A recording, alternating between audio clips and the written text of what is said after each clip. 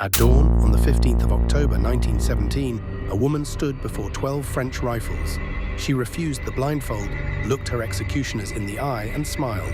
I am ready. They called her the most dangerous woman in Europe, a spy who seduced generals on both sides of the Great War and sold their secrets. The world believed she had sent 50,000 men to their deaths, but almost none of it was true. Her real crime was older and simpler. She made powerful men want her, and then she stopped being useful. My name is Matahari, Eye of the Dawn. She was no princess, no temple priestess, not even French. She was a penniless Dutch girl named Margaretha, who invented one of the most seductive lies of the 20th century, and it made her a legend before it killed her. To understand why she built the lie, you have to see what the truth cost her. She was born in 1876 to a Dutch hatmaker who spoiled her like a princess. Until he went bankrupt, her mother died, and her whole world collapsed. By 19, she was poor, alone, and desperate for any way out. I was 19, and the world had already decided what a poor girl was worth. Nothing at all. So she answered a newspaper advertisement. A colonial army captain, 20 years older, was looking for a wife. She barely knew him. She married him anyway. He took her across the world to the Dutch East Indies, to the island of Java, and into a marriage that turned out to be a cage. He drank, and when he drank, he became a man she learned to fear inside her own home. But a cruel husband was nothing next to what came next. Then her little son died. Poisoned, some whispered, others believed a brutal cure for the disease he was born with had killed him. Either way, something inside her died with him. She had nothing left to lose. I learned, very young, that the world does not rescue women like me.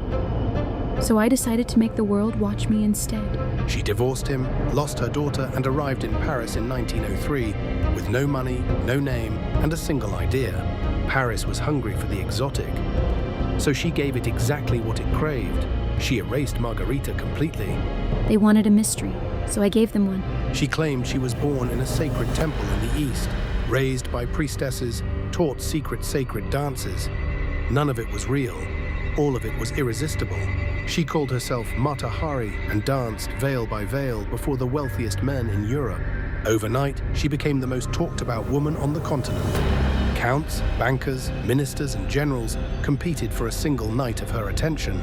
She was no longer poor Margaretha. She had become a goddess they invented together, and she was paid like one. But a dancer's fame fades. As younger rivals rose, the invitations slowed. She needed powerful men more than ever, and powerful men were about to become very dangerous to know. In 1914, the world caught fire. The Great War turned all of Europe into a battlefield of armies and of secrets. Matahari was a citizen of neutral Holland. She could do what almost no one else could. She could cross the borders between enemies freely, and she had lovers in every capital, including German officers and the French officers hunting them. To a frightened nation, that made her a question with no safe answer. Then she fell in love, truly this time, with Vadim, a young Russian pilot, half blinded in battle. To stay near him, she needed money and permission to travel. French intelligence saw their opening. They offered her a deal: become our spy, seduce a German general, bring us his secrets, and we will let you reach the man you love. I had spent my whole life trading on desire. Why should war be any different? She agreed, and that single yes would become the case they used to destroy her. But Matahari was a courtesan, not a professional. She played both sides clumsily, took money from a German officer, and gave France almost nothing of real value. Then the Germans did something strange. They sent a radio message naming a spy, Agent H21, in a code they knew the French had already cracked. It was a death sentence disguised as a secret. Whether she was a real agent they were discarding or an innocent they were framing, the message did one thing perfectly. It pointed straight at her. On the 13th of February 1917, French officers arrested her in her Paris hotel room. Her trial lasted barely 2 days. The evidence was thin, contradictory, and mostly about her lovers, not her crimes. It did not matter. France was losing the war. Hundreds of thousands were dead. The nation needed someone to blame, and a beautiful woman who slept with the enemy was the perfect villain. I am a woman who loved men and lived by my own rules. That is what you are truly punishing. They convicted her of causing the deaths of 50,000 soldiers on evidence that a century later, historians would call almost nothing at all. At dawn, they led her to a field at Vincennes. She wore her finest clothes. She refused to be tied. She refused the blindfold. Vadim, the man she had risked everything to be near, never came.